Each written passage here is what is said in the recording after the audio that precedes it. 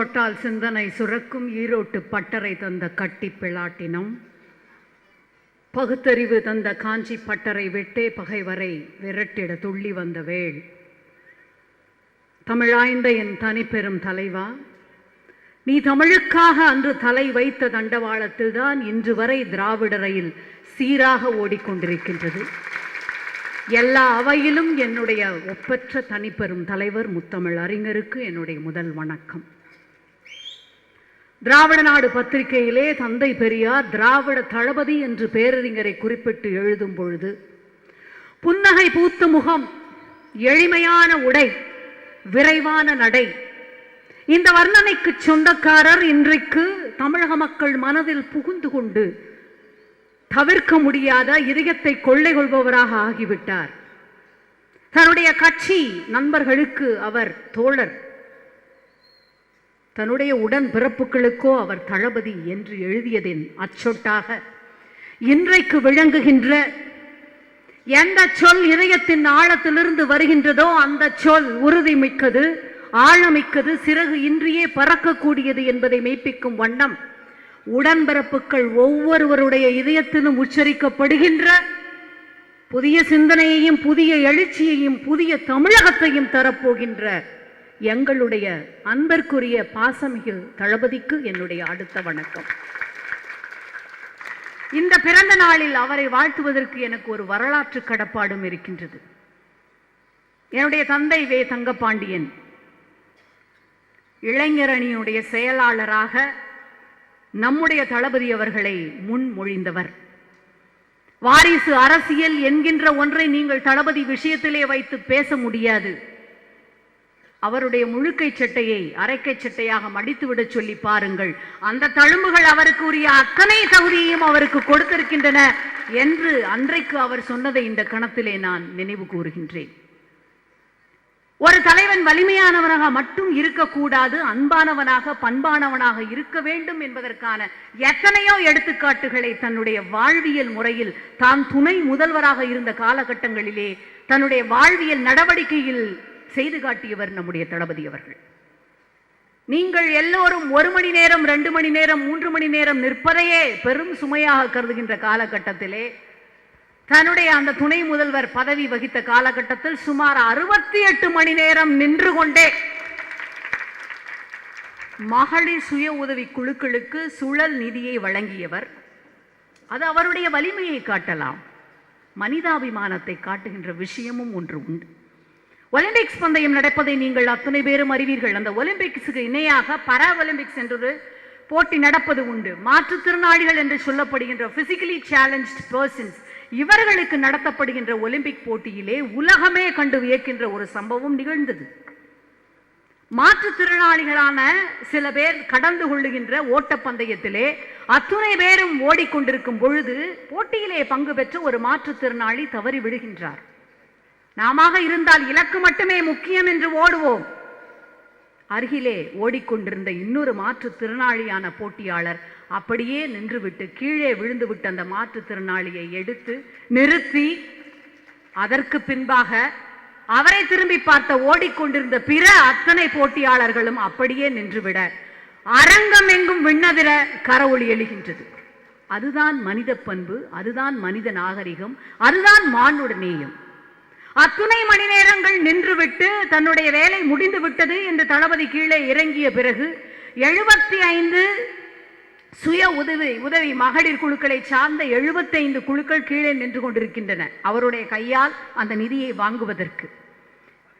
மேலே வந்து நீங்கள் அந்த நிதியை தர வேண்டும் என்று மகளிர் அவரிடத்திலே விண்ணப்பம் வைக்கின்றார்கள். மரபை மீறக்கூடாது, தேசிய கீதம் பாடியாகிவிட்டது என்கின்றனர் அதிகாரிகள். கொஞ்சமும் அழுக்காமல் கொஞ்சமும் அசராமல் மேலே சென்று அத்துணை பேருக்கும் தன்னுடைய கையால் சுழல் நிதியை வழங்கிய அவர்தான் வலிமையானவர் மட்டுமல்ல, அன்பானவர், அடுத்த தலைமுறையான தமிழகத்தை வழிநடத்துவதற்கு தகுதியானவர் என்பதை இந்த நிகழ்ச்சிகள் சான்றாக நமக்கு மெய்ப்பிக்கின்றன. ஒரு அர்த்தமற்ற கதையை போல இன்றைக்கு அரசியல் சூழல் இருக்கின்றது. ஒரு பார்வையற்ற ஒரு மனிதர் ஒரு குழந்தை வீறிட்டு அழுவதை கேட்கின்றார். எதற்காக இந்த குழந்தை அழுகிறது என்று வியப்போடு பக்கத்திலே இருப்பவரை கேட்க, குழந்தை பாலுக்காக அழுகிறது என்கின்றார். பால் எப்படி இருக்கும் என்று அந்த பார்வையற்ற மாற்றுத்திறனாளி கேட்க, பால் கொக்கை போல வெண்மையாக இருக்கும் என்கின்றார். கொக்கு எப்படி இருக்கும் என்று கேட்க, கொக்கு என் கையை போல இப்படி இருக்கும் என்கின்றார். தடவி பார்த்த அந்த மாற்றுத்திறனாளி பார்வையற்றவர், இவ்வளவு பெரிய விஷயத்தை அந்த குழந்தை பால் என்ற வகையிலே தன்னுடைய வயிற்றுக்குள்ளே போவதற்காகவா வீறிட்டு அழுகிறது என்கின்றார். அந்த அர்த்தமற்ற சூழல் தான் இன்றைக்கு சட்டசபையிலே நிலவுகின்றது. ஆனால் அங்கேயும் ஒரு அரசியல் தலைவர் நாகரிகத்தோடு எதிர்க்கட்சியாக இருந்தாலும் சரி, அரசியல் மாச்சரியங்களுக்கு மாறுபட்டு எத்தனை விவாதங்கள் இருந்தாலும் சரி, இன்னொரு கட்சிக்காக வாதிடுகின்ற, இன்னொரு கட்சிக்காக எடுத்து பேசுகின்ற ஒரு அபூர்வமான சம்பவத்தை நாம் பார்க்க நேர்ந்தது. தேமுதிக கட்சியை சேர்ந்தவர்கள் அத்துணை பேரும் கூட்டத்தொடர் முழுமைக்குமாக சஸ்பெண்ட் செய்யப்பட்ட பொழுது, இந்த கூட்டத்தொடர் மட்டுமாக அதனை நீங்கள் குறைக்க வேண்டும் என்று அவர்களுக்கான கோரிக்கையை முன்வைத்தவர் நம்முடைய கழகத்தை சேர்ந்த, இன்று வரை அரசியல் நாகரிகம் என்பதற்கு தமிழகத்திலே திராவிட முன்னேற்ற கழகம் மட்டுமே உதாரணமாக இருக்கிறது என்பதை நமக்கு சொன்ன நம்முடைய பெரியத்திற்குரிய தளபதி தான். தந்தை பெரியாருடைய வாழ்க்கையிலே வாவேசு ஐயருக்கும் அவருக்கும் நடந்த மிகப்பெரிய மோதலை நீங்கள் அறிவீர்கள். சேர்மாதேவி என்கின்ற அந்த இடத்திலே பிராமண குழந்தைகளுக்கும் பிற்படுத்தப்பட்ட வகுப்பினருக்கும் சாப்பாடு போடுவதிலே, தனித்தனியாக இடம் வைத்து சாப்பாடு போடுவதிலே வாவேசு ஐயரோடு மிக கடுமையாக மோதல் போக்கை கடைபிடித்தவர் தந்தை பெரியார். அந்த பள்ளிக்கு அவர் அப்பொழுது காங்கிரஸ் சபையின் சார்பாக 10,000 ரூபாய் நிதி வழங்குவதாக ஒப்புக்கொண்டிருந்தார்.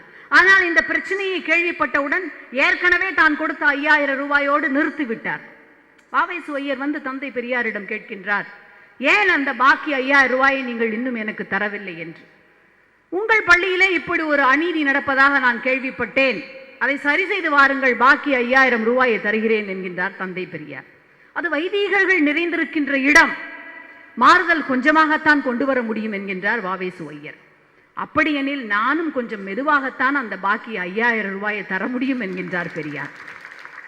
இதுதான் உங்களுடைய சமுதாய பணியா, இதுதான் உங்களுடைய தேசிய கொள்கையா என்று வாவேசு ஐயர் கேட்கின்றார். அன்றிலிருந்து தான் காங்கிரஸ் கட்சியிலே தமிழர்கள் பார்ப்பனர்கள் என்கின்ற 2 பாகுபாடு உண்டானது என்று சொல்கின்றார். இப்படி கடுமையாக மோதிக்கொண்ட வாவேசு ஐயர் இறந்த பொழுது நாமக்கல் கவிஞர் அவருக்கு ஒரு இரங்கல் கவிதை எழுதுகின்றார். அந்த இரங்கல் கவிதையை குடியரசு பத்திரிகையிலே வெளியிட்டு அரசியல் நனி நாகரிகத்தை அன்றைக்கு நிறுவியவர் தந்தை பெரியார். இன்னும் சொல்ல போனார், குடியரசு இதழில் வந்த முதல் கவிதை அதுதான். தந்தை பெரியார், பேரறிஞர் அண்ணா, நம்முடைய முத்தமிழறிஞர் கலைஞர், அவருக்கு பின்பான இந்த அரசியல் நாகரிகத்திற்கு இன்றைக்கு அடிகோலி இருப்பவர் நம்முடைய தளபதி அவர்கள். நாளைய தமிழகம் குறித்து நாம் ஏன் இந்த மாமனிதர் மீது அதீதமான நம்பிக்கை வைத்திருக்கின்றோம் என்றால், தன்னுடைய மிசா ஓராண்டு சிறைவாசம் கழித்து 14 முறை சிறைக்கு சென்றவர் அவர். ராணிமேரி கல்லூரியை 2003ஆம் ஆண்டு இடிக்கப்பட இருந்த அந்த போராட்டத்திலே மாணவிகளுக்கு ஆதரவாக களம் இறங்கி சிறைக்கு சென்ற அன்று முதல் இன்று வரை மாணவ மாணவிகளின் ஆதர்சமான ஒரே இளம் தலைவர் நம்முடைய தளபதி தான். ஒரு அராபிய சம்பவம் ஒன்று உண்டு. துருக்கி நாடு உலகின் மிகப்பெரிய பலம் மிகுந்த சாம்ராஜ்யமாக கோலோச்சி கொண்டிருந்த பொழுது அந்த துருக்கி சுல்தான் ஐரோப்பிய நாடு ஒன்றிற்கு விஜயம் செய்ய முடிவு செய்கின்றார். அது கேட்டு அதற்கு மந்திரியாக இருந்த வசீர் என்பவர் பதட்டம் அடைகின்றார். மன்னரே, நீங்கள் ஐரோப்பிய நாட்டிற்கு விஜயம் செய்தால் பிற நாடுகளோடு உண்டான நம்முடைய உறவுக்கு சிக்கல் வரலாம் என்கின்றார். ஏன் என்று சுல்தான் வினவுகின்றார். நம்முடைய துருக்கிய நாட்டு பாரம்பரிய வழக்கப்படி துருக்கிய சுல்தான் எந்த மண்ணை மிதித்தாலும் அது துருக்கிய மண்ணுக்கு சொந்தமாகிவிடும். ஆகவே நீங்கள் எந்த நாட்டிற்கு சென்றாலும் அங்கு போர் தொடுக்கின்ற அபாயமோ அல்லது எல்லை பிரச்சனையோ வரலாம், இதனை தவிர்த்து விடலாமே என்கின்றார். சுல்தான் கேட்கவில்லை. கராராக நான் அங்கு செல்வேன் என்று சொல்லிவிட்டு சென்று விட்டார். இந்த பிரச்சனையை எப்படி தீர்ப்பது என்று இவர் தவித்துக் கொண்டிருக்கும் பொழுது அனுபவ ஞானமிக்க ஒரு முதியவர் ஒரு வழி சொல்லுகின்றார். சுல்தானுடைய காலணியில் நீங்கள் 2 அடுக்கு வைத்து தைத்து விடுங்கள், அந்த 2 அடுக்கின் நடுவிலும் நம்முடைய துருக்கி மண்ணை போட்டு நிரப்பி விடுங்கள். எந்தெந்த நாடுகளுக்கு சுல்தான் விஜயம் செய்தாலும் அவர் மிதிப்பதெல்லாம் துருக்கிய நாட்டு மண்ணாகத்தான் இருக்கும் என்று ஒரு வழிமுறை சொல்லுகின்றார். தளபதியிடம் ஒரு கேள்வி கேட்கப்படுகின்றது. எத்தனையோ நாடுகளுக்கு சென்றிருக்கிறீர்கள், எத்தனையோ இடங்களுக்கு பயணப்பட்டிருக்கிறீர்கள். உங்களை கவர்ந்த இடம் எது, உங்களுக்கு பிடித்த நாடு எது என்று எங்கு சென்றாலும் எங்கெங்கு எவ்வளவு தூரம் பயணப்பட்டாலும் திருக்குவளையும் திருவாரூரும் தான் எனக்கு திருத்தலங்கள் என்று அவருடைய இதயத்தின் அடுக்கிலே அந்த 2 ஊர்களின் மண் மட்டுமே புதைந்திருக்கிறது என்பதுதான் அந்த பதிலிலே நாம் கண்டறிந்திருக்கின்ற மிக முக்கியமான ஒரு விஷயமாகும். மாவீரர் லெனின் அவருடைய இரும்பு கரத்தை நேரு எப்பொழுதும் ஒரு பித்தளையில் செய்து தன்னுடைய மேஜையிலே வைத்திருப்பாராம். அழகும் மென்மையும் வலிமையும் கலைப்படைப்பும் உடைய இந்த கரத்தை நான் எப்பொழுதும் அதிகாலையில் பார்ப்பேன், அது எனக்கு புத்துணர்ச்சியையும் உரத்தையும் ஊட்டுகிறது என்பார். அப்படி தன்னுடைய தந்தை என்பதற்காக மட்டுமல்ல, முத்தமிழ் அறிஞர், நம்முடைய திராவிட முன்னேற்ற கழகத்தின் நீண்ட நெடிய பாரம்பரியத்தின் முதுசும் மிகப்பெரிய ஆழம் விழுது என்கின்ற அந்த உண்மையின் பொருட்டு அந்த கரத்தை எப்பொழுதும் தனக்கு வழிகாட்டியாக கொண்டு இயங்கி வருகின்ற தளபதியினுடைய மிக முக்கியமான அடுத்த கட்ட போக்கு என்பதை இன்னும் ஒரு வருடத்தில் நாம் தெரிந்து கொள்ள காத்திருக்கின்றோம். இளைஞர்களும் யுவதிகளும் என்று வரும் அடுத்த தேர்தல் என்று காத்திருக்கக்கூடிய காலம் கனிந்து விட்டது. எல்லோரும் தேர்ந்தெடுக்கக்கூடிய ஒரு தலைவராக நம்முடைய தளபதி இருப்பார் என்பதற்கான நிமித்தங்கள் நேற்று இன்று நாளை என்று எங்கும் தென்படுகின்றன. செகுவாராவை நீங்கள் அறிவீர்கள். நம்முடைய புரட்சிகரமான கியூப நாட்டினுடைய விடுதலைக்காக போராடி அவனுடைய வாழ்க்கையில் ஒரு சம்பவம் நடந்தது. அவன் இறந்த பின்பு தான் எப்படி மருத்துவ சிகிச்சை செய்து மருத்துவ சிகிச்சையின் மூலமாக உலகெங்கேயும் இணைத்தானோ அதுபோலவே கியூப நாட்டு மருத்துவர்கள் உலகெங்கிலும் சென்று இலவச மருத்துவ சிகிச்சை செய்ய வேண்டும் என்பதை தன்னுடைய கனவாக விட்டு செல்கின்றான். அவன் இறப்பிற்கு பின்பாக கியூப நாட்டு மருத்துவர்கள் அண்டை நாடுகளுக்கு சென்று இலவச மருத்துவ சிகிச்சையை செய்கின்றார்கள். அப்படி அவர்கள் பொலிவியாவிற்கு சென்று இலவச கண் அறுவை சிகிச்சை முகாம் ஒன்றை நடத்துகிறார்கள். வயதான ஒரு முதியவர் வந்து அந்த சிகிச்சையிலே பயன் பெற்று போகின்றார். 2 கண்களிலும் புரையோடு இருக்கின்ற அவருக்கு அறுவை சிகிச்சை செய்யப்பட்டு விழி ஒளி கொடுக்கப்படுகின்றது. அவருக்கு அதற்கு மேல் ஒரு முக்கியத்துவம் தரப்படவில்லை. ஆனால் அந்த மருத்துவர்களுக்கு அதற்கு பின்பாக அந்த முதியவருடைய மகன் ஒரு நன்றி தெரிவித்து ஒரு கடிதம் எழுதுகின்றார். நீங்கள் செய்த மருத்துவத்தின் பயன் பெற்றவர் யார் தெரியுமா? செகுவாராவை சுற்று கொண்ட இராணுவ சிப்பாய் மரியோ டெரான் என்பவர்தான். இதை குறிப்பிட்டு விட்டு கியூபா நாட்டைச் சேர்ந்த கிரான்மா என்ற பத்திரிகை எழுதுகின்றது, எந்த நம்பிக்கையை எந்த கனவை அழிக்க மரியோ டெரான் முயற்சி செய்தானோ அந்த கனவை அந்த நம்பிக்கையை மீண்டும் கொண்டு வருவதற்கு வேறொரு சண்டையிலே வெற்றி பெற வருவதற்கு செகுவாரா அன்றைக்கு வந்தார் என்று. நாங்கள் வருவோம், வெற்றி பெறுவோம். எங்களுடைய தளபதியினுடைய தலைமையிலே அடுத்த தமிழகத்தில் மிகப்பெரிய எழுச்சியோடும் புத்துணர்ச்சியோடும் ஒரு அரசாங்கம் அமையும். அதே பிடல் காஸ்ட்ரோ சொன்னார், புரட்சிக்காரன் பிறப்பதில்லை, உருவாக்கப்படுகிறான் என்று. தொண்டராக பிறந்தார், தளபதியாக வளர்ந்தார், தலைவராக நாளைக்கு உயர்வார் என்று சொல்லி உங்கள் அத்துணை பேருடைய வாழ்த்துக்களோடு என்னுடைய வாழ்த்துக்களையும் மதிப்பிற்குரிய அண்ணன் அவர்களுக்கு சமர்ப்பித்து விடைபெறுகிறேன். நன்றி.